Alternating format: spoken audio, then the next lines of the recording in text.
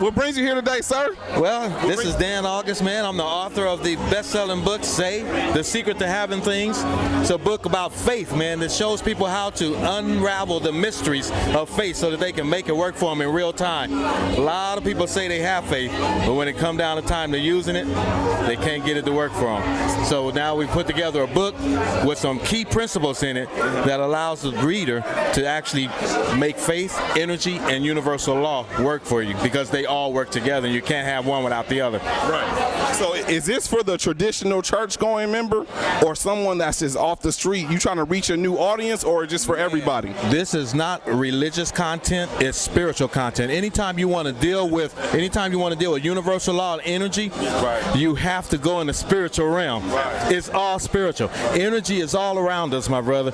And if you want to access and cause energy to work for you, you have to understand the laws that work for that particular thing that you say. For instance, you want health, there's a law for that. If you want wealth, there's a law for that. You want peace, joy, there's a law for that. Once you work and jump in the law of the thing, then you begin to experience the thing. My book is called Say, but it's spelled T-S-A. Sounds like S-A-Y, but T-S-A is an acronym that stands for Think, Speak, and Act.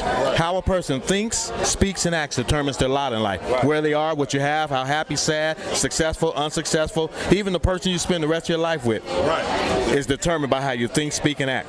Right. So a person like myself, if I'm looking for a way to understand God or to understand faith at a different level, it sounds like what you're doing is something like that to get my mind going there. Well, not so much that per se. What it really is trying to get you to understand that you have to change the way you think in order to take advantage of what the universe offers us. Right. And in this vast realm that God, of course, created, and because everything is all spiritual and it is divine, you are tapping into God. There are other sources that people tap into that they have temporary blessings or temporary things, and it don't last. It's because they didn't tap into truth. And truth is the only thing that creates reality. It's the only thing. Everything else is a knockoff. Everything else is a knockoff. So if you don't tap into truth and you just get something, you do the quick hustle, the quick lick, you might have came up for a moment and it looked like a blessing, but it's not a blessing at all. It's an imitation. I got a couple questions. Sure, for sure. So, my name's Cortez. Like I said, I'm the president of H&S 420. And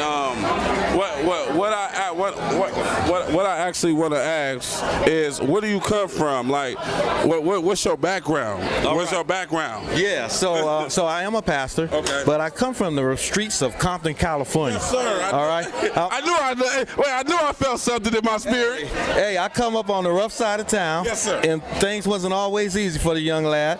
But I was that, even though it was a rough side of town, still within my home and within the community and within school, I was bullied. I was the outsider. I was the outcast. I was the person that wasn't invited to be on any particular teams or sports, and so I learned at an early age, man, that regardless what people say about me, what they try to title me as, I don't have to accept who they say I am, because the greatness that I feel inside of me is real. It's beautiful. It's so beautiful. It's real. And so I tapped into it at an early age. At the age of 9, man, I started the first community service route, which I went to door and just started helping all the seniors. Yes.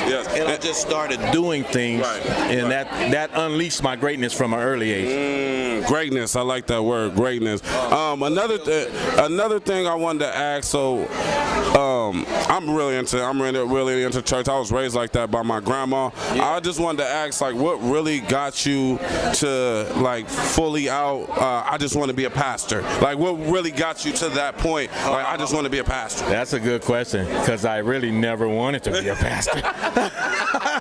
Hey, so in 1979, I got saved. In 1981, I accepted my call in ministry. 1982, I was ordained.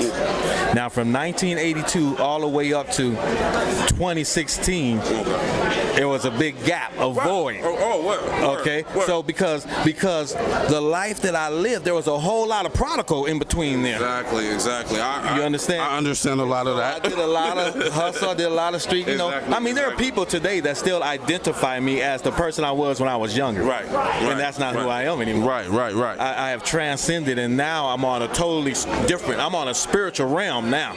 Now they should get to know me so they can know who the real Dan August is. Exactly, the real Dan August, and everybody wants to know where the real Dan August is at. Where can we find Dan August? Where can we find you preaching that good word of God? All right. Well, our church is located in Los Angeles, California, in a place called Baldwin Hills. If you're familiar, it's Santa Rosalia, 3770 Santa Rosalia Drive. Okay. And but one of the things about our church is that we're a church that get out in the community. So we're out in the community, knocking on doors, and we are meeting the needs of people on a daily, regular basis. We do more time out in the community Than we do in the church. Than we do in the church. Because we got